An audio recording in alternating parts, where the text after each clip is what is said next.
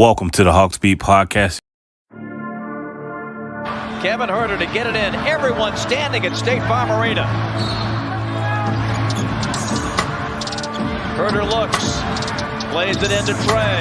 2 seconds, one. Trey's floater. Good! With .1, and the Hawks are going to win this game. I was going to rip his heart out. I'm the best ever. I'm the most brutal and vicious and most ruthless champion there's ever been. There's no one can stop me. Lynx is a conqueror. No, I'm Alexander. He's no Alexander. I'm the best ever. There's never been anybody as ruthless. I'm Sonny Liston. I'm Jack Dempsey. There's no one like me. I'm from their claw. There's no one that can match me. My style is impetuous. My defense is impregnable. And I'm just ferocious. I want your heart. I want to eat his children. Praise be to Allah. You are now listening to the Hawksbeat podcast with your host, Eda.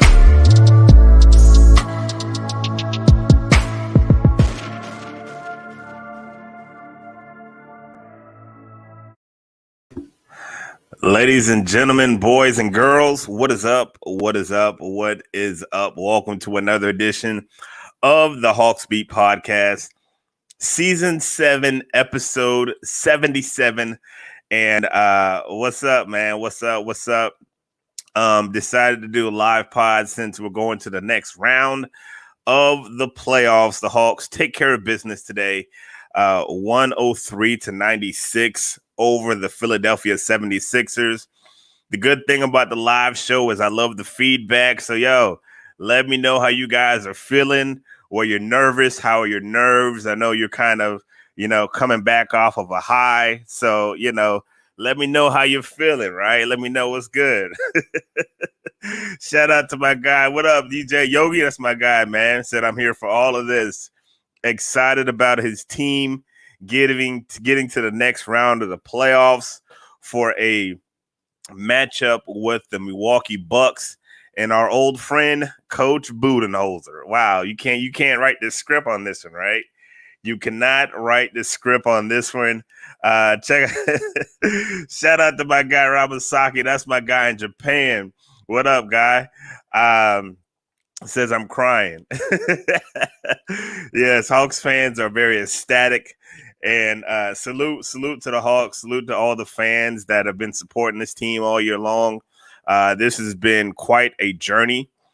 And I know for me, it's been a difficult journey at times, not being able to cover it like I want to because of COVID. But nevertheless, man, Hawks are in the Eastern Conference Finals, man. Who would have thunk?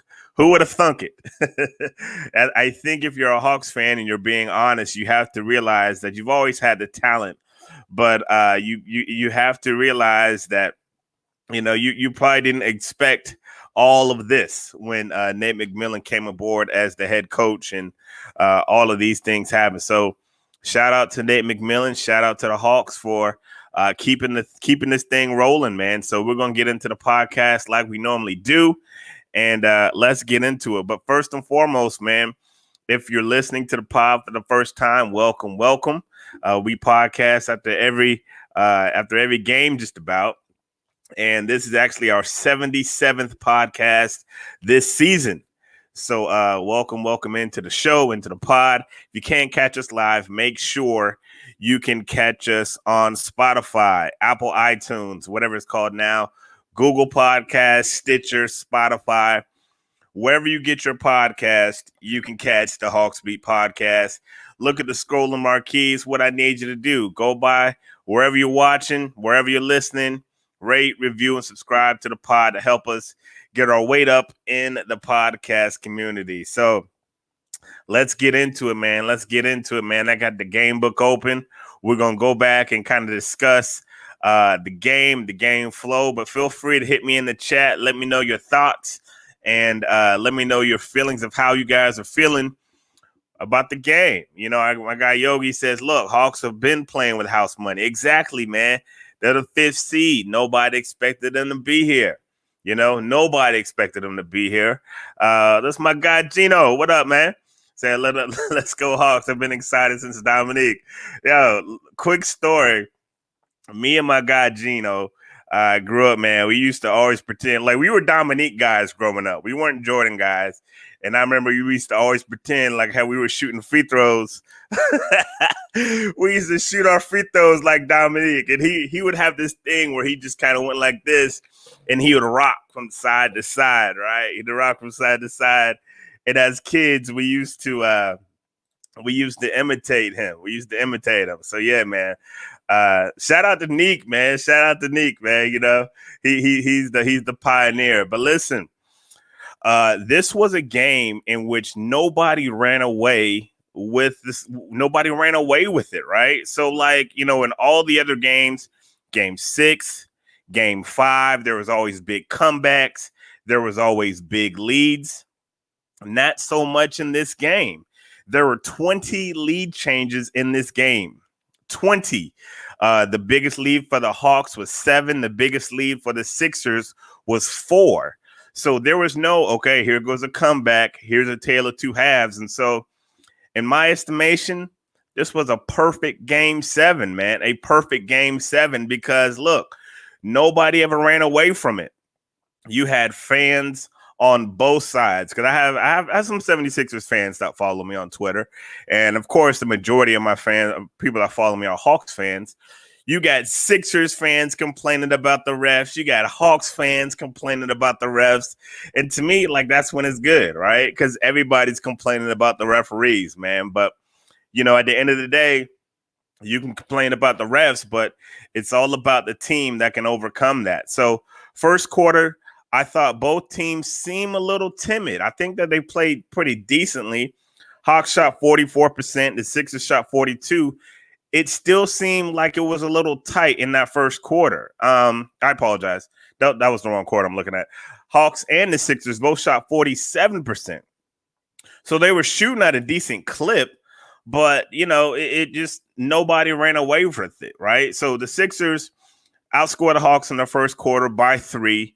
And from the outset, man, Joel Embiid came out very aggressive, man, making 4 of his first 5 shots, 11 points in that first quarter. And you're like, okay, is Joel going to go for a 40-burger? Is he going to go for a 40-burger, right? That's what you're thinking in the first quarter. But my thinking was this. This is what he's done all game. Like all series, he's had good first half, third quarter. By the time he gets to the fourth, he's fizzled, right? He's fizzled by the time he gets to the fourth. So the whole time I'm thinking, I'm like, okay, Joe's cooking, but like, how much gas is he going to have to close out? And the thing is this, in order to be a great team, you gotta be able to close. You gotta be able to close. And one thing Doc Rivers teams traditionally don't do is close. And you know, right. So the first quarter comes out on fire and everything. And I'm like, okay, we're going to see what he's going to do. He's going to see what we're going to do. Trey started the quarter 0 of 6. After one quarter, I'm like, look, Hawks they should be excited. They're only down by 3 with Trey going 0 for 6. But I'm going to tell you the difference between Trey Young and the difference between Ben Simmons. Trey Young, if his shot is not falling, he can still burn you in other ways, right? Like, he can still burn you as an elite passer. And so, like, yeah, his shot wasn't falling, but I thought he still played good as far as the tempo, as far as getting to his spots. And so, like, when Ben Simmons, like, he was so offensively timid, it affected his whole game. And it was just like, yo, man, like, that's not even the Ben Simmons I used to like watching. Like, this dude's scared to take it to the hole. He's scared to finish. Every time he gets it, he's passing. I was just like, yo, man, like, he's gone, bro. I'm sorry. He's gone. He's out of here. I think that they are going to unload Ben Simmons for 50 cents on the dollar. I think they're going to unload him for 50 cents on the dollar because they was about to trade him at the trade deadline. They was like, nah, we gonna go in on Ben. We're going to keep him, this, that, and the other. After this postseason, nah, man. Not for all that money he about to be making. Nah, man. They going to sell Ben Simmons for 50 cents on the dollar, man. Shout out to my homegirl, Joe LaGuerre said, perfect game. Hawks are official, man. Whole squad came through when Trey was struggling. Yes, Trey was indeed struggling. As you look at the second quarter, more of it. This quarter, he doesn't go 0 for 6, but he goes 1 for 6. But here's the crazy thing. The Hawks win the quarter 23-18. Now, if you're the Sixers and you're telling, now if I were to tell you, listen, Trae Young is going to go 1 for 6 in the quarter, he's only going to have 5 points, and y'all still going to lose the quarter by 5. I don't know. I don't know. You know what to tell you, right? So the Sixers in that second quarter, they shoot 35%. Seth Curry starts going a little. He starts going a little bit. You know what I'm saying? Steph can shoot that thing. But here's the thing. I'm never really worried about Seth Curry. Like, if from a Hawks perspective, I'm never really worried about Seth Curry because he going to hit his shots. But again, when it comes down to the money, how many times in Seth Curry's career did you say, oh, man, the fourth quarter, he really put him away? Right? How many times has he done that? He hasn't. So I'm not worried about Embiid in the fourth quarter. I'm not worried about Seth Curry in the fourth quarter. Seth gonna get his little points in the second quarter. That's cute. But I wasn't worried about him at all, man. So the second quarter, the 76ers fumbled a tremendous opportunity with Trey missing all those shots. Like, it's the crazy thing. Like, nobody for the Hawks really got hot in that second quarter. It was like Gallo had like 6. I think JC had like 4. Herter didn't even start going off. He only had 3. And as a team, they only shot 30%. But I think the difference in the quarter was this stat. The Philadelphia 76ers had 8 turnovers in that quarter. Let me read that again. 76ers had 8 turnovers in the second quarter. You're not finna turn the ball over 8 times in a quarter and win the quarter. Like, you're not even valuing the ball. Right? So 8 turnovers, you keeping the Hawks right up and like you're just giving it to them. 3 of those turnovers, one Mr. Joel Embiid. So listen, now you're going into the half. And think about this from a Hawks perspective, right? Your guy is 1 of 12. You're 1 of 12. Like, your guy, the guy that makes you guys run, is 1 of 12. You're going into the halftime up by 2 on the road. Like, yo, man, y'all already playing with house money. They playing with house money, right? So Hawks go into the halftime up 48-46. Trae Young is 1 of 12. And the crazy thing about it, I'm like, yo. And I tweeted this out, like, could this be? I tweeted this out, like, I think it was in the second quarter. I got to check my timeline. But I was like, is this the Kevin Huerter game? Is this the Kevin Huerter game? You can make an argument that Kevin Huerter was the best player on the Hawks court, was the best player on the court for the Hawks that first half. Led the team in scoring with 12 points. JC had 10. But Kevin Huerter, 5 of 8 going into the halftime, 2 of 2 from 3-point range, had 3 boards, and he just had a pop to him, right? And I've talked about this. Those of you guys have heard my podcast before. I've talked about this before. You have aggressive Kevin, you have passive Kevin. And when aggressive Kevin comes to play, he can get buckets.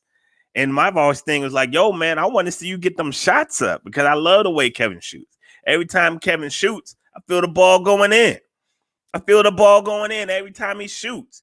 Even when he's having a bad game. People like, oh, I saw some folks on Twitter, Trey needs to stop shooting. No. Let me tell you how this works, man. And listen, as a guy who used to be a shooter back in the day, right? Like back in my day, you know what I'm saying? You know how the old people always say back in the day. Back in the day, when you're a shooter, the only way to break out of a slump is to keep shooting. That's the only way to break out of a slump. Because me and my guy John used to have this saying, if I miss one shot, I'm due. If I make one shot, I'm hot. That's a shooter's mentality. So, yo, man, don't be telling these guys not to shoot. That's the only way you're going to get out of the struggle.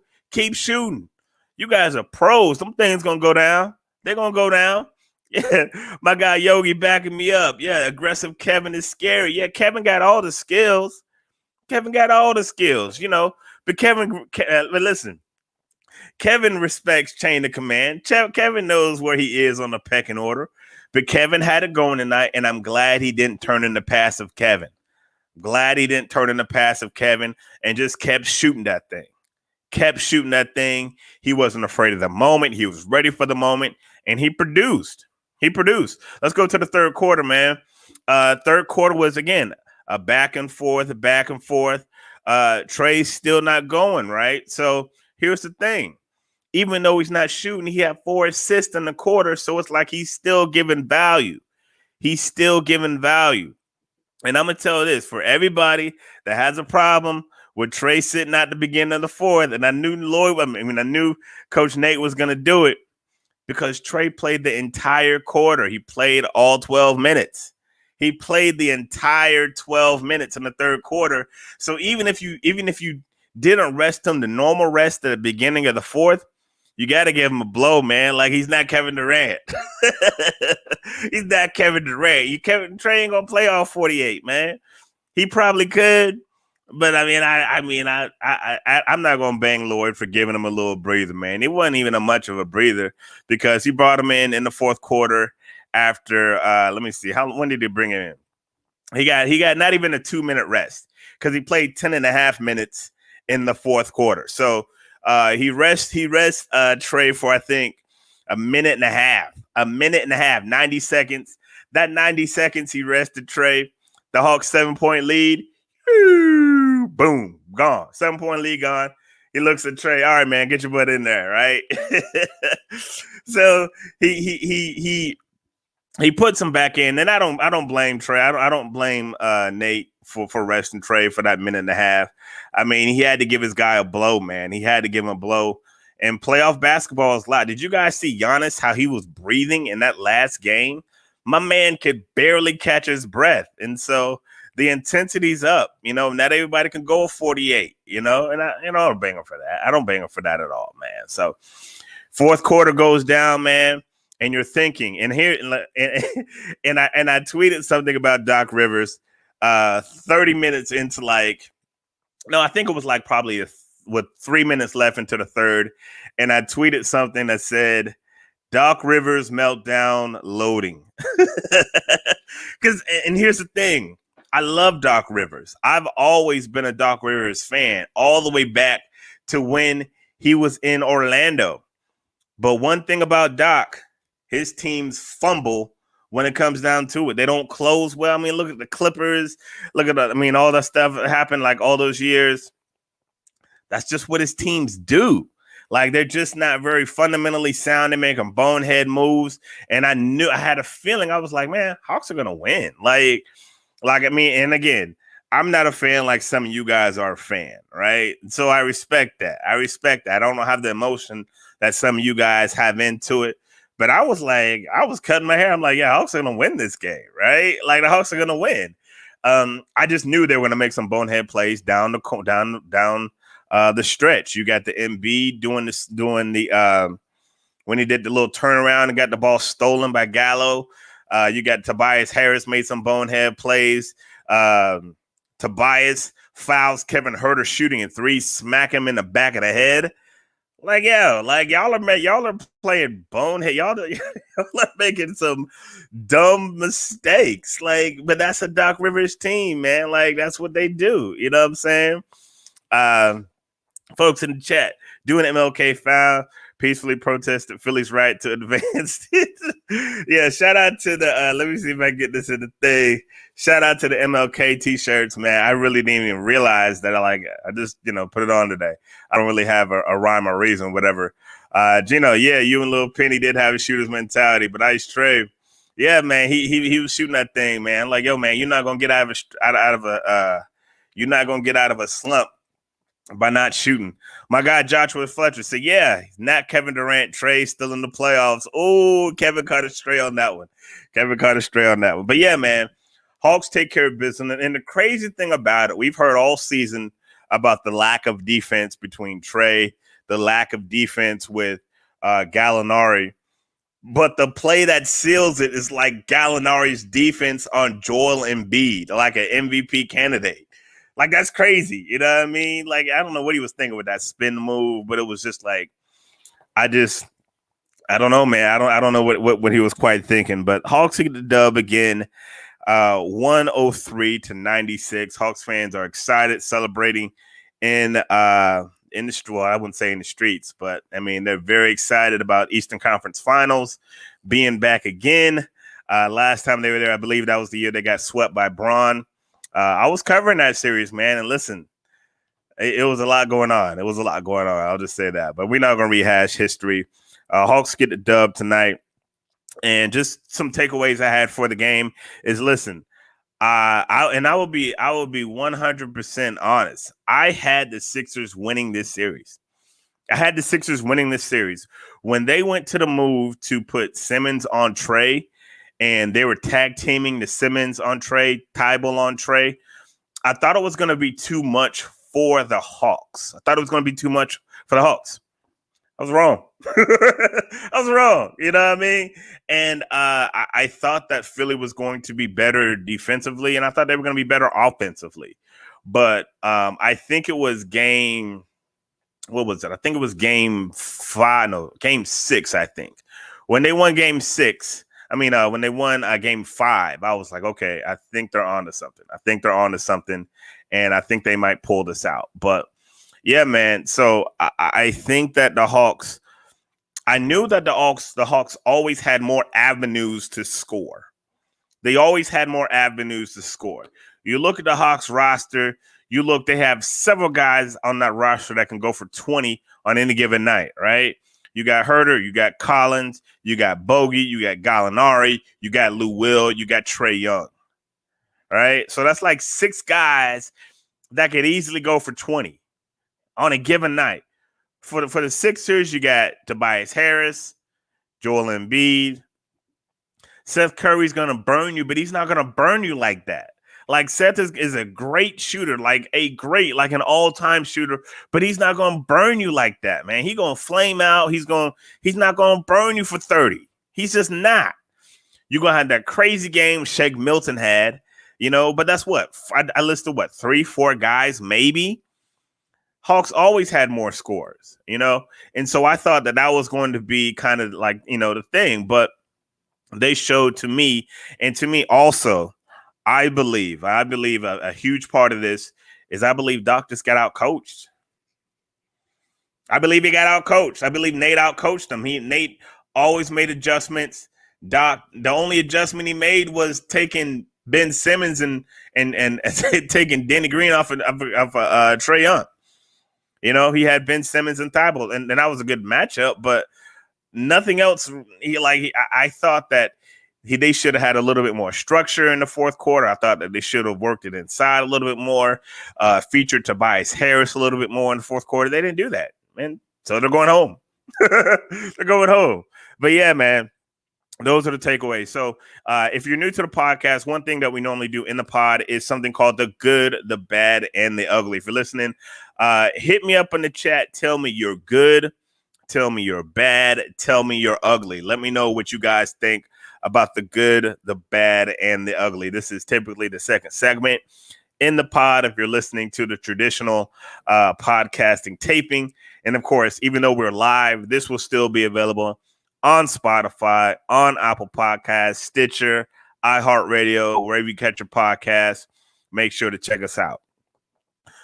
Starting with the good for me, and we're looking at this from a Hawks perspective, the most obvious one to me is the shooting of Kevin Huerter. And the thing about it is, he didn't flame out. It wasn't just like, oh, Kevin had a good quarter, and then the third quarter comes, fourth quarter comes, and he ends with 14 or 15 points, right? Nah, Kevin was good all night. Man. 8 points in the final quarter. He played the full quarter, 8 points, man. And that's what you want to see from Kevin Huerter, especially with Bogey kind of struggling. You know what I'm saying? Bogey was thugging it out. He was Bogey wasn't right, man. He wasn't right.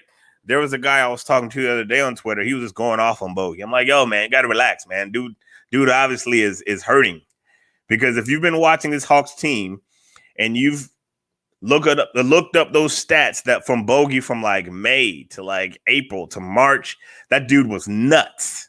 He was shooting a ball out of his mind. So yeah, the good for me was the Kevin Huerter. It was the Kevin Huerter shooting the ball all 4 quarters, the complete game for Kevin Huerter. The bad for me was Bogey. Now, I'm not going to bang Bogey because he had a bad game, but that knee might be an issue. Like, it might be an issue. And so now you have to kind of game plan Milwaukee like you don't have 100% Bogey. And here's the thing. At this time of year, nobody's 100%. And nobody's 100%. Trey's still wearing the shoulder thing. Bogey's got the knee. I mean, nobody's 100%.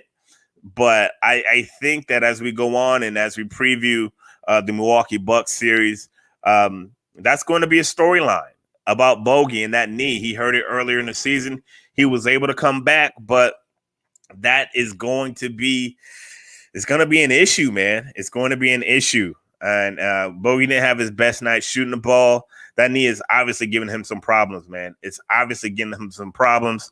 2 for 8 tonight, 0 for 4 with 3 points, only 4 points tonight. How does that affect the rotation?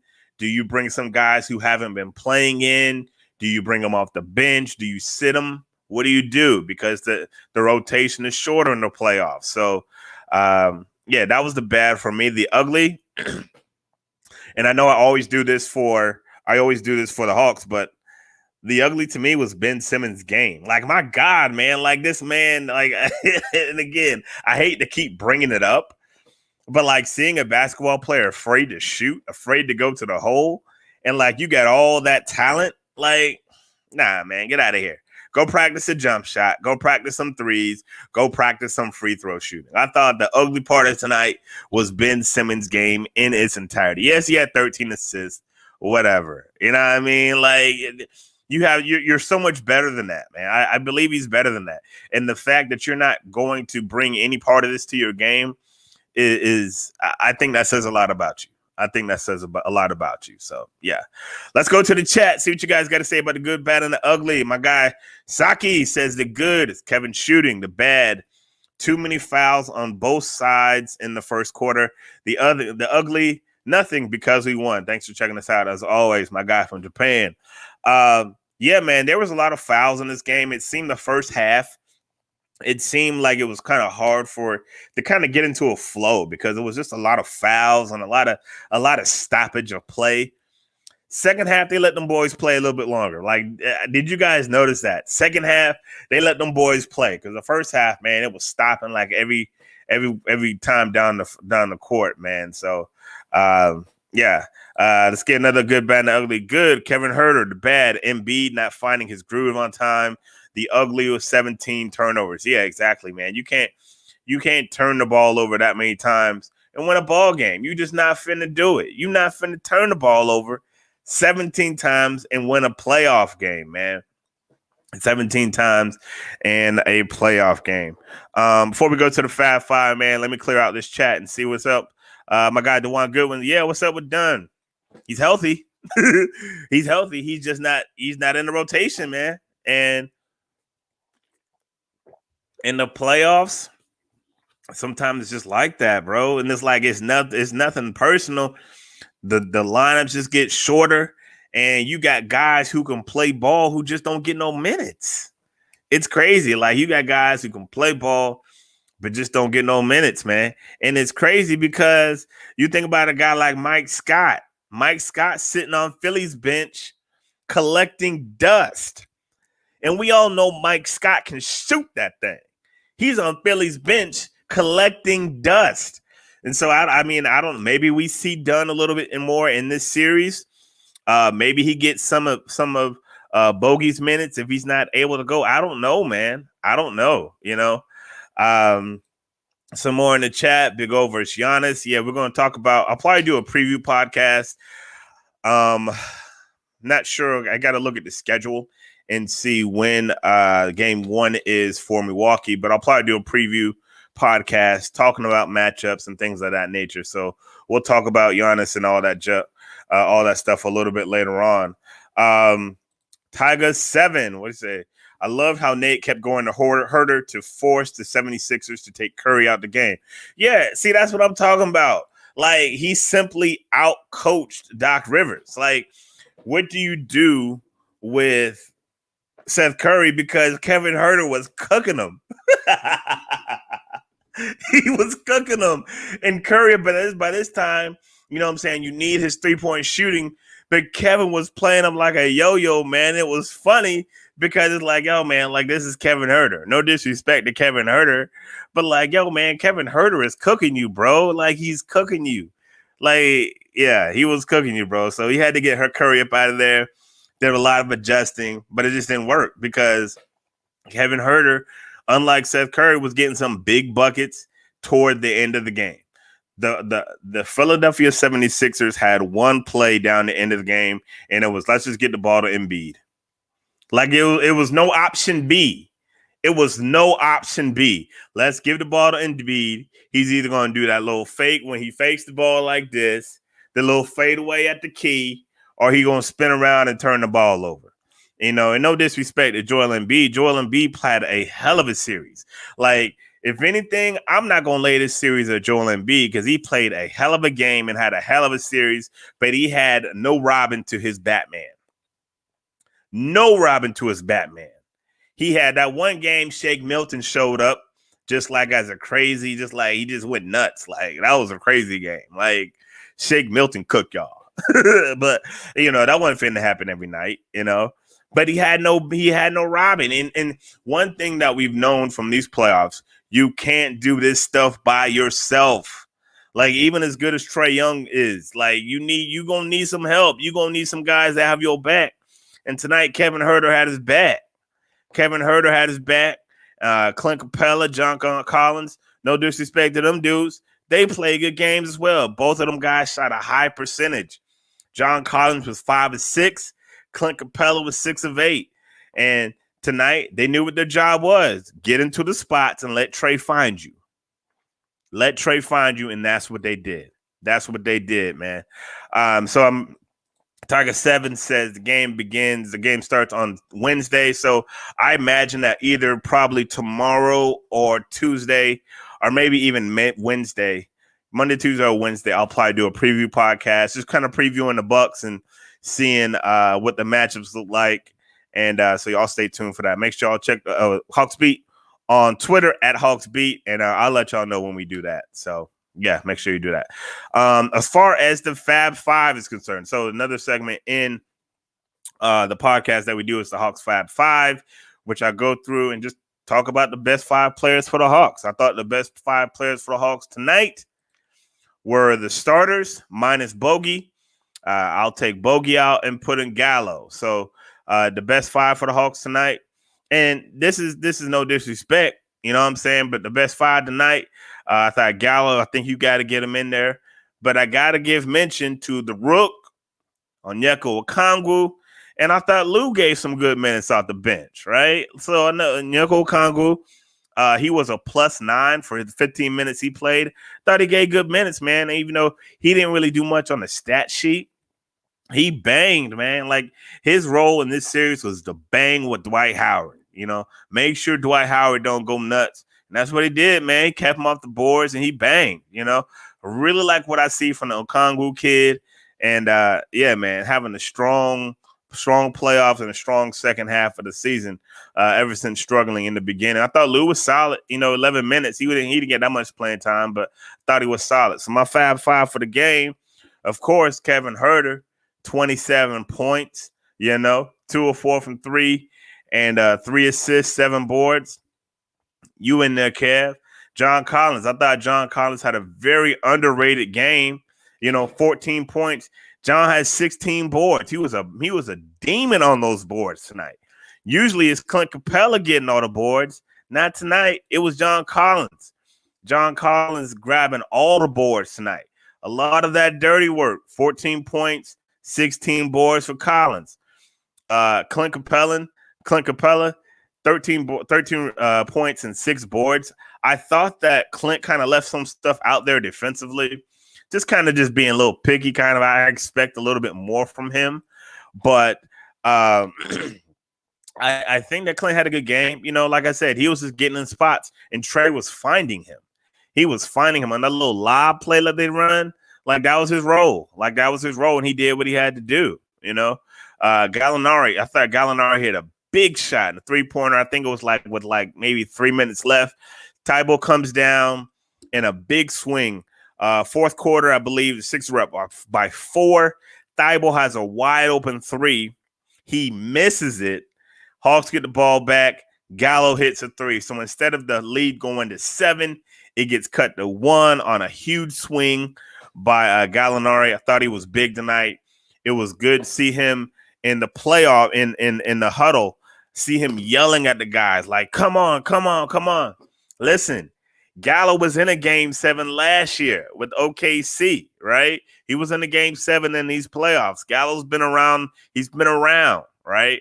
So it was good seeing Gallo and him bringing all of that veteran presence to just being calm on the court, hitting big buckets, yelling at the guys in the timeouts. Like that stuff you don't really show up on the stat sheet. But yeah, big up to Gallo. He earned some respect with this series. Yeah, big ups to Gallo, man. Player of the game is obviously Kevin Huerter. And let me clear out the chat and see what you guys got to say. Do you think we'll see Reddish in the next series? And Gallo cooked Hill on a few possessions. Yeah, during the first, I think it was like the first, second quarter, I was like, yo, George Hill is on the Sixers? Like, I almost forgot. Like, that man has been a non-factor. But going back to Tiger 7, do you think you'll see Reddish next series? I highly doubt it. It's hard for me to believe that a guy with that much time off, a guy who's coming off an injury, who's missed that much time, I just don't see him leaping Solomon Hill. I don't see him leaping any of the other guys I don't see him leaping Tony Snell. I don't see him leaping those guys for playing time. I just don't see it happening. Knowing what I know from covering, sports for the last 7 years for this team and how NBA coaches work, I don't think we'll see him. I don't think he's seeing. I think he's healthy. He's healthier. I know he's been practicing, but I don't think that Nate's going to throw him out there. I could be wrong. I could be wrong, but if you're asking for my opinion, I don't think we see him in this next series. I don't. It'll be nice to see what he's got. You know what I'm saying? Like, I'm the kind of guy to throw him out there 5 minutes, man, see what he got. What's the worst that could happen? But traditionally, coaches don't really operate like that. So I don't expect to see him next series. But the player of the game is definitely Kevin Huerter. Let me read, and I typically read you guys' tweets when I ask this. And it's funny because I asked after every game. If you guys follow me on Twitter, I asked after every game who was the player of the game. When the Hawks lost the other night, ain't nobody hit me up, man. Ain't nobody said nothing. That's cold, man. Y'all could at least let me know something. Y'all know I try to read these tweets on the podcast, but let me go through some of the folks that checked in.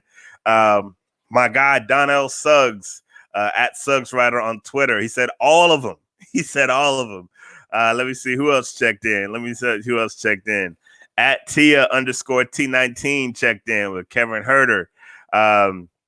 My guy Yogi checking in. Huerter, player of the game.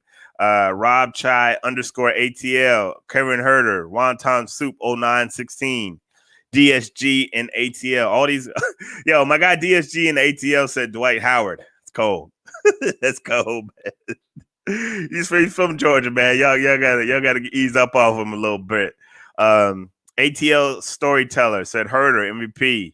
Whisper 2000. Red Velvet. So a lot of votes for Kevin Huerter tonight. Obviously, our player of the game, man. And even in tonight's chat, folks are still chiming in. Kyle O says Huerter was awesome.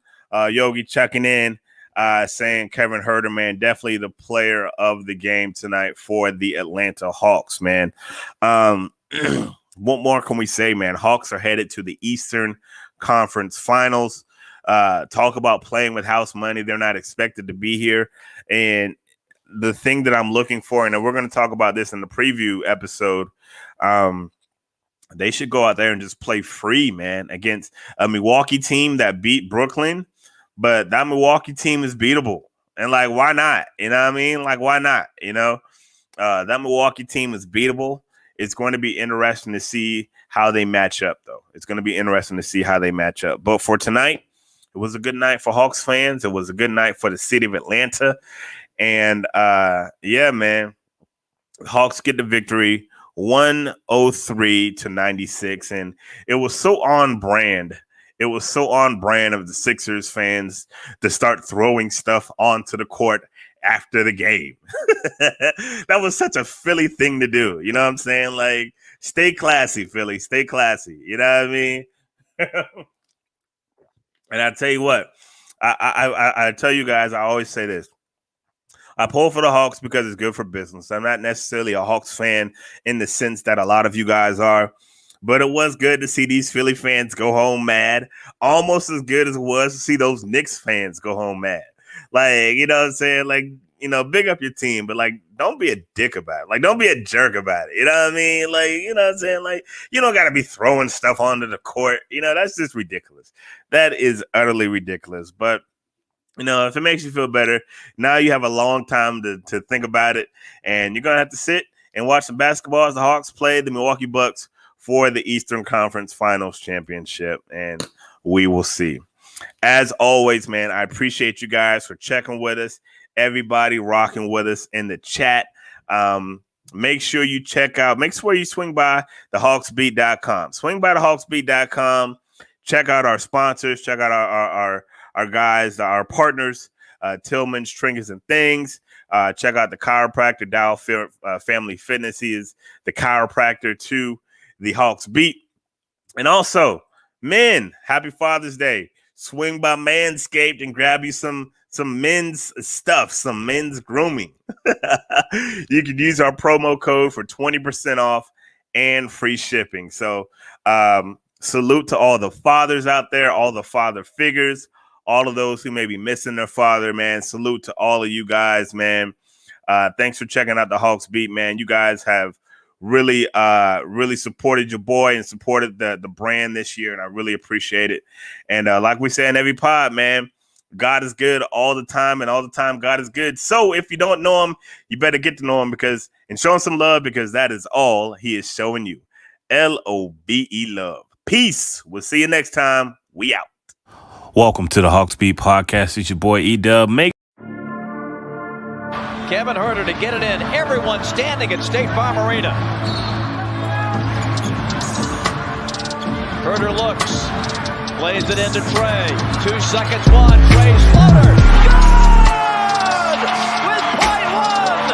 And the Hawks are going to win this game. I was gonna rip his heart out. I'm the best ever. I'm the most brutal and vicious and most ruthless champion there's ever been. There's no one can stop me. Lynx is a conqueror. No, I'm Alexander. He's no Alexander. I'm the best ever. There's never been anybody as ruthless. I'm Sonny Liston. I'm Jack Dempsey. There's no one like me. I'm from Nairclaw. There's no one that can match me.